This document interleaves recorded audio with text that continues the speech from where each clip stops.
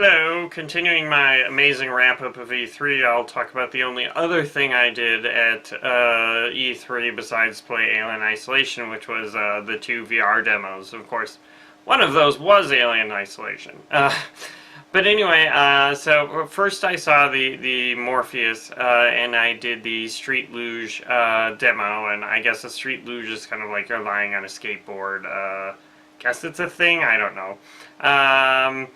Anyway, so then basically you move your head left and right, and I think you just tilt it, or maybe you rotate, I can't remember, but basically you have like control of where you're steering your thing on the road, and so it was definitely interesting. I don't know you know how much time they put into the demo or how much polish there was, but yeah, at least, you know, even in both the Morpheus and the Oculus demos, it seems like anti-aliasing is important. Just because the pixels still seem a bit large, even with the basically 1080p screens, and I believe that's because of the way the optics work. You know, the pixels in the center are much larger than the pixels on the periphery. So basically you're looking at something of limited resolution, much less than the actual whole display. So yeah, and I don't know how hard it would be to anti-alias it, because they're getting sort of filtered and squished and distorted to match the optics. I think that's you know, it's, you know, if you play the Oculus and you see the actual display, it's like these weird, shapes. And so I don't know exactly how you would anti-alias it, if you would anti-alias it before you distort it, or if you would, anti-alias the final image, or what, but personally, I think, well, I guess it'd be hard to anti-alias the final image. Well, I don't know. Anyway, you know, just because the pixels, you know, are much more noticeable than, you know, if you're sitting several feet away from your 1080p screen, I think, you know, it'd be nice to have some sort of anti-aliasing solution. I'm sure someone clever can think up how to do that. So let's see. But anyway, the Street Luge thing was interesting.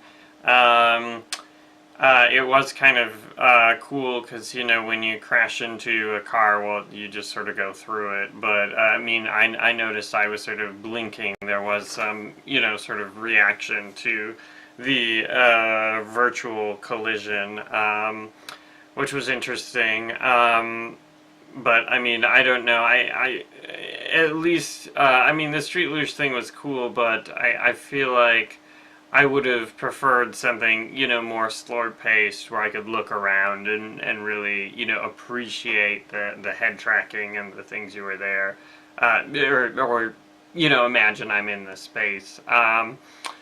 So, let's see. Then the Oculus demo I saw was again Alien Isolation, but it was cool to sort of be in that space and look around. And it was definitely really compelling for a bit. You know, just standing still and being able to see everything. It got less compelling when I don't know, maybe I don't know how they have the controls worked out, but I mean, it seemed like you still needed both sticks to move, because, like, you know, if I'm looking my head like this, I don't know if I would walk in that direction, but it seems, you know, uncomfortable. If you want to keep walking in that direction, you have to keep holding your head like this. So then I started using the other stick to, you know, turn. and that felt less compelling, because basically you're no longer in control of how you basically, when the characters or camera is moved without you moving your head, it can be really disorienting, unless maybe it's just like a straightforward thing, like pretending you're walking. So that felt less good when I was doing that. And then, as I mentioned in the other one, moving into the locker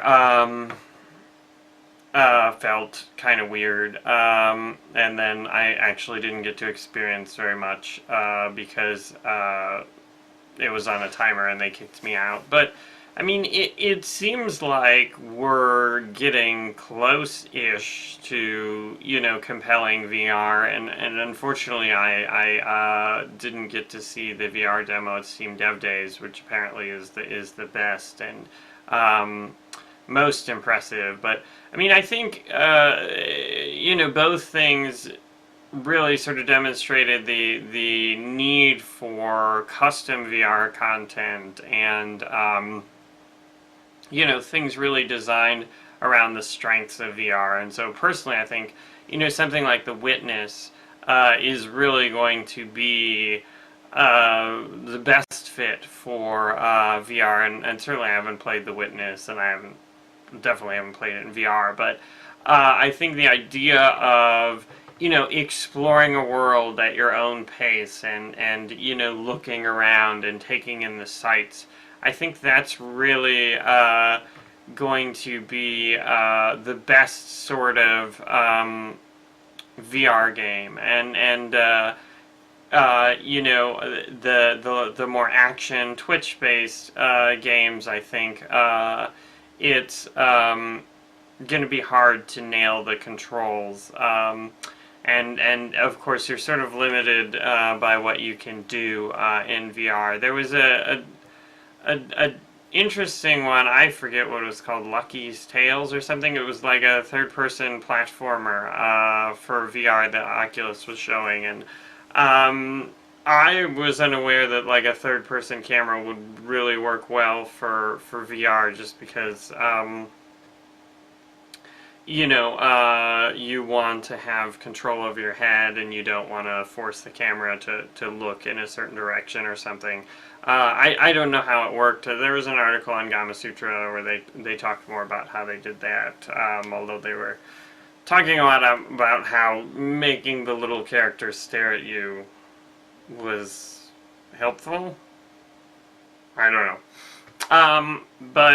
Yeah, it's definitely a time where I think people have to experiment and really research and try and figure out what works best from the game development side, but I mean also from the tech side. I think they need another round or two on the screens, and reduce that color bleed I was talking about in Alien Isolation. And also, I mean, again, I think they're both a little blurry when you turn your head. And I think Valve talked a lot about the persistence in the screen and potential ways to fix it. But I mean, again, I think Oculus is working with Samsung, or at least that's the rumor, to design custom screens for VR, which will hopefully have very low persistence and be able to update the pixels really fast and do all the colors at the same time, so you don't get banding when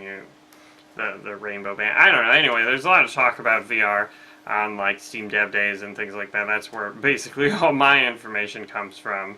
But I mean, I guess I had a little bit higher hopes for VR than what I experienced, but perhaps I was unrealistic, or just didn't know what to expect. But I mean, it definitely seems like there's a lot of potential there, and it'll just take some time to work out how to make the most of the new medium, and it's certainly a new medium and something I'm excited for. So anyway, thanks for watching.